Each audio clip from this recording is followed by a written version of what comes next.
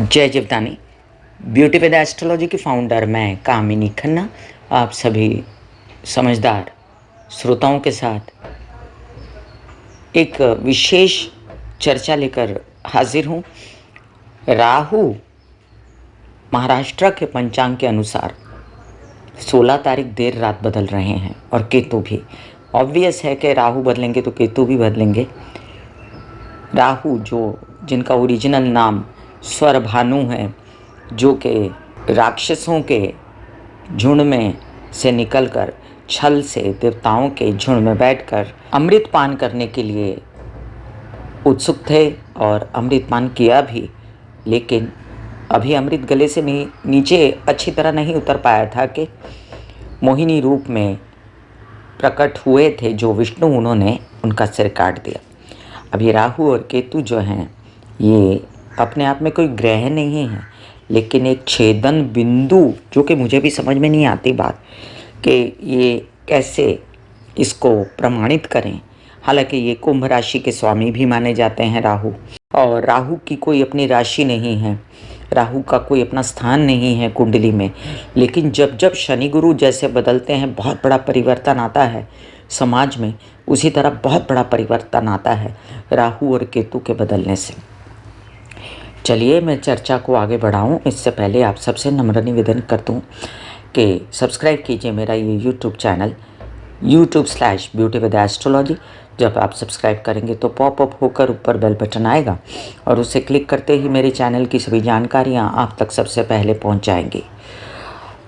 मैं जो राशिफल बताती हूँ वो लग्न के अनुसार है, और जिन लोगों को कंसल्टेंसी चाहिए उनके लिए मैंने व्हाट्सएप नंबर दिया हुआ है। बात की हमने स्वरभानु राक्षस की, जो कि ऐसी किंवदंती है कि कश्यप ऋषि और उनकी पत्नी दनु का पुत्र था। उनके और भी पुत्र थे जैसे हयग्रीव वगैरह, यहाँ पर उसकी चर्चा नहीं कर रही हूँ मैं। लेकिन मज़ेदार बात यह है कि कश्यप ऋषि का पुत्र होते हुए भी दानों में गिना गया ये राहु केतु, जिसका सर है खाली, वो सोचता है छल कपट, बस अपनी स्थिति को पा लेना, एक बार हासिल कर लेना, ऊंचे ओहदों पे पहुंचना, बहुत ज़्यादा दिमागी, बहुत ज़्यादा अपने आप में शातिर, बहुत ज़्यादा ये न सोचना कि मैं गलत लोगों के बीच हूँ, अच्छे लोगों के बीच हूँ, बस मेरा गंतव्य, मेरा लक्ष्य मुझे प्राप्त हो जाए। और केतु जिसका दिल है सिर्फ और दिमाग नहीं है, लेकिन केतु को हम यहाँ पर सात्विक भी मानते हैं। केतु और राहु आपके पूर्व जन्मों के ऊपर भी असर डालते हैं, ऐसा भी माना गया है। हालांकि मैं खुद साधना में हूँ 30-32 साल से, और इसका प्रमाण मुझे जब तक प्रमाणित नहीं होता मैं इस पर कोई ठोस निर्णय आपको नहीं दे सकती। मैं इतना कह सकती हूँ कि हाँ, केतु जो है जहाँ बैठता है उस जगह का झंडा फहरा देता है। कहा यह भी जाता है कि राहु केतु में जो ज़्यादा बलवान होता है गोचर में, उसकी ज़्यादा चलती है।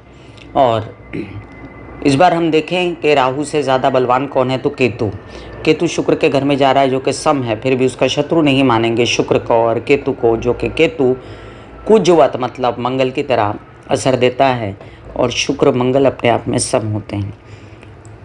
लेकिन राहु जो मेष के घर में जा रहा है, तो मेष राशि का लग्नेश होता है मंगल अग्नि तत्व का होता है, राहु वायु तत्व का होता है, धुआं है, भ्रम है राहु, वहाँ पर राहु अंगार को बढ़ा देता है और अंगारक योग हो जाता है।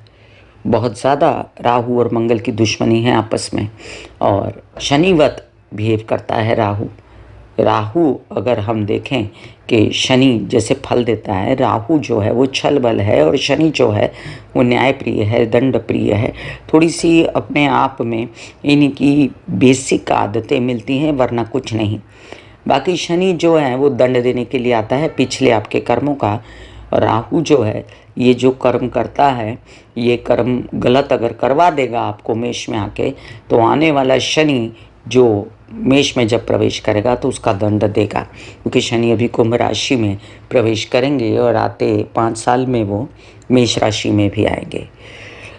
तो ध्यान ये रखना होता है कि राहु मेष में आए तो अपने किसी भी कार्यों को लेकर कोई गलत कार्य न करें, कोई गलत मैत्री न करें, गलत लोगों से हाथ न जोड़ें, पैसा कमाने के लिए कुछ उल्टे सीधे धंधे न करें। हालांकि जिनके राहु बहुत प्रबल होते हैं वो share market, stock market, technology और पॉलिटिक्स, इन सब चीज़ों में बहुत ज़्यादा आगे निकल जाते हैं। और अगर राहु के स्थान भी ऐसे कुछ होते हैं, हालांकि मेष में होते हुए भी अगर हम कहें कि राहु मेष में है और अंगारक योग बनाता है, फिर भी राहु का ऐसा माना गया है कि विशिष्ट स्थानों के लिए वो बहुत लकी होता है। जैसे राहु अगर हम कहें तो राहु जो है वो तृतीय स्थान, षष्ठ स्थान, दशम स्थान और लाभ स्थान स्थान पर वो विशेष अच्छा प्रभाव देता है। तृतीय स्थान में आएगा तो अच्छे अच्छे ऑफर्स देगा, षष्ठ स्थान में आएगा तो आपके विदेश रिलेटेड काम बनाएगा, आपके लोन्स वगैरह क्लियर करवाएगा, लेकिन गलत तरीक़ों से। अगर वो दशम में आएगा तो आपको मीडिया, पॉलिटिक्स, इन सब चीज़ों में, शेयर मार्केट, स्पेकुलेशन, सट्टा बाज़ारी, कोई सिगरेट बना रहे हैं, शराब बना रहे हैं, कोई सट्टा कर रहे हैं, इन सब चीज़ों में वो फ़ायदा दे देगा। और अगर लाभ में आएगा तो वो इतना बड़ा लाभ दे देता है वो कि आदमी सोचता है कहाँ से पैसा आ रहा है, कैसे आ रहा है। लेकिन ये याद रखें आप कि ये जो पैसा राहु देता है ना, जैसे देता है वैसे ले भी जाता है। इसलिए इस दौरान जिन लोगों को बहुत ज़्यादा आमदनी होगी उन लोगों को ये भी ध्यान में रखना है कि राहु जाएगा 18 महीने के बाद, 1.5 साल बाद।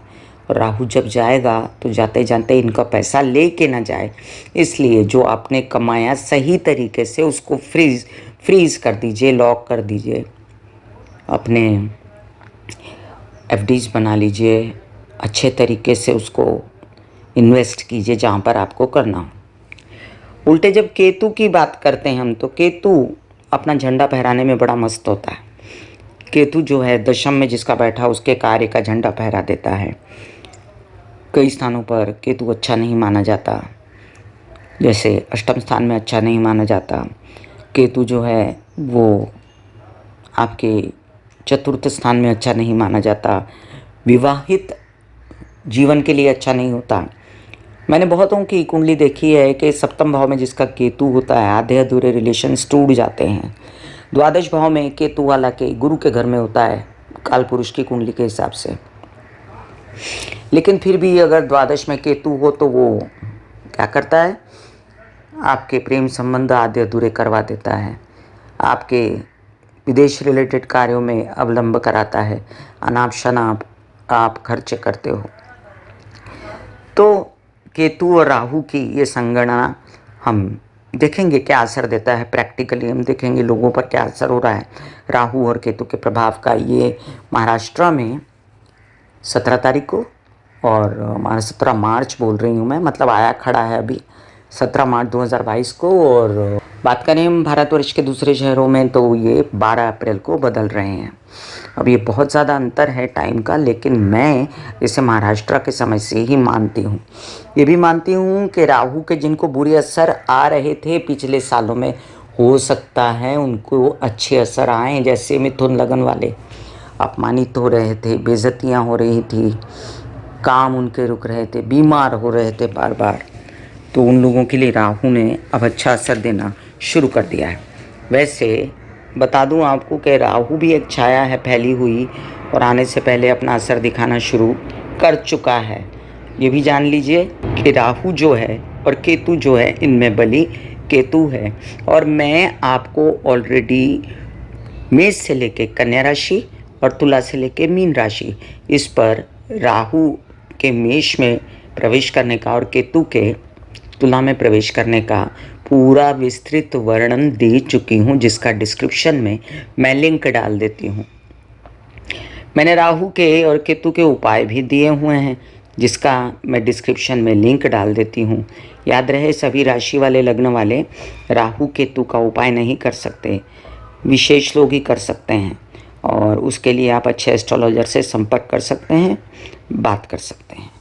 मैं कामिनी खन्ना आप सबका हमेशा विनम्रित होकर अभिवादन करती हूँ कि आप लोगों ने मुझे बड़ी इज़्ज़त दी है, मेरे चैनल को बढ़ाया है। इसी तरह आप सब्सक्राइब करते रहें, शेयर करते रहें। God bless you all. सभी ग्रह आपके अच्छे चलेंगे अगर आप अपने दिनचर्या में जो आपके रोज़ के कर्म होते हैं, काम होते हैं, उनको सात्विकता से न्यायपूर्ण करेंगे। आज्ञा दीजिए। धन्यवाद और नमस्कार।